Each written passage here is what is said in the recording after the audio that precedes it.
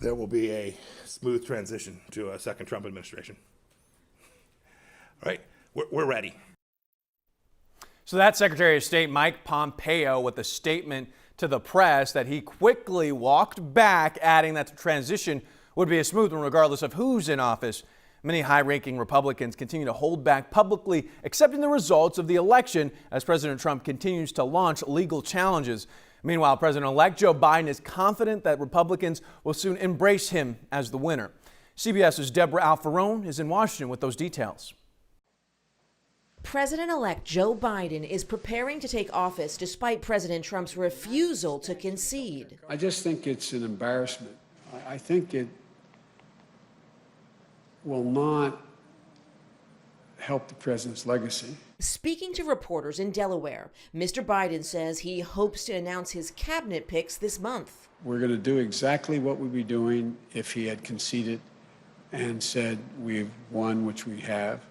And so there's nothing really changing.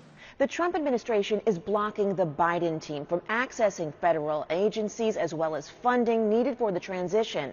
President Trump continues to claim widespread voter fraud despite providing no evidence.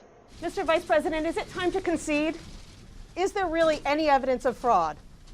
Many congressional Republicans have refused to acknowledge the results. You know, the president wasn't defeated by huge numbers. In fact, he may not have been defeated at all. But in the closest races of the election, Georgia and Arizona, the president trails Mr. Biden by more than 12,000 votes in both. Wildly inappropriate. Massachusetts Governor Charlie Baker is one of the few Republicans speaking out. And what this president is doing at this point in time is not in the best interest of this country. President Trump hasn't made any official public appearances since last Thursday. Today, he's expected to lay a wreath at the tomb of the unknown soldier. Deborah Alfarone, CBS News, Washington. All right, Deborah, thank you. Well, President-elect Joe Biden has been receiving congratulatory calls from world leaders without the help of the State Department.